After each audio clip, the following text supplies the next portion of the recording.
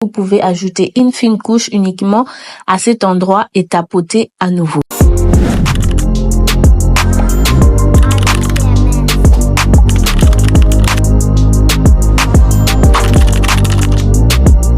Hello mes beautés, aujourd'hui je vous montre comment je réalise ces maquillages ultra lumineux, frais et longue tenue pour peau mix à grasse sur ma sœur. Du teint parfait au regard intense. C'est parti. Je commence toujours par un bon nettoyage avec le gel CeraVe, parfait pour le peau grasse. Ensuite j'hydrate et je prépare la peau avec les sprays Blossom 4 en 1 à la vitamine C.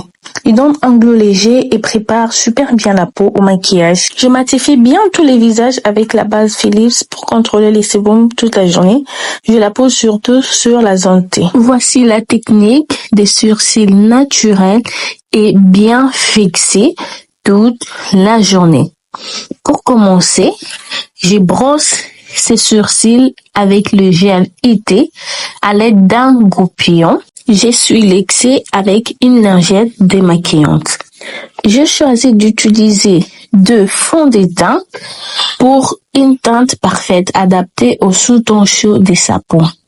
Ensuite, avec mon Beauty Blender préalablement mouillé et bien essoré, je veux venir tapoter et non frotter pour bien faire pénétrer la matière. L'effet de tapoter permet de fondre le produit dans la peau sans laisser des traces. J'ai mis le spray Blossom pour avoir encore une longue tenue. Ces gestes donnent un teint lumineux bien unifié sans effet masque. Et si vous trouvez qu'il y a des zones à corriger davantage, vous pouvez ajouter une fine couche uniquement à cet endroit et tapoter à nouveau. Une fois mon fond de teint bien estompé, je passe à l'étape du concealer. Je l'applique sous les yeux pour illuminer, sur le front pour capturer la lumière, sur l'arrêt du nez pour structurer au-dessus de la bouche, sur les mentons et aussi un peu sur les joues pour redessiner le visage. Je commence toujours par tapoter doucement sous les yeux en remontant vers les tempes pour un effet lifté, puis j'étale sur la paupière mobile.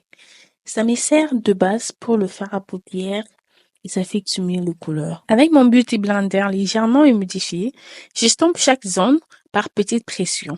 Le secret, c'est de ne pas trop déplacer la matière, mais de l'intégrer à la peau en gardant la lumière sur le point stratégique. Quand tout est bien estompé, je viens fixer avec une poudre libre dès sa carnation, surtout sous les yeux, au menton et au centre du front. Ces zones ont besoin d'être bien matifiées. Avant de passer au maquillage des yeux, je viens sécuriser tout le travail du teint. Je prends une poudre libre clair que je viens appliquer en tapotant sous les yeux, au centre du front et tout.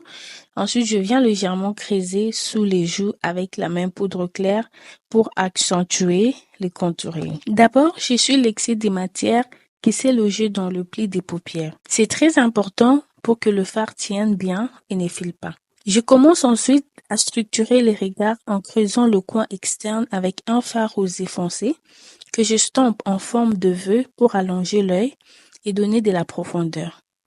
Par-dessus, je trace un liner noir intense, un fard noir mat pour un effet plus doux mais toujours bien marqué.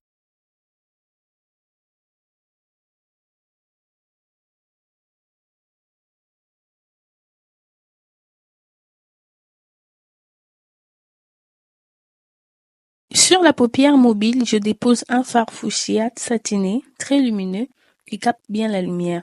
Et en bas, je travaille la paupière inférieure avec un fard vert vibrant pour apporter un contraste coloré et original. C'est cette petite touche inattendue qui donne tout le caractère au maquillage. En coin interne, je pose un fard clair irisé pour ouvrir le regard.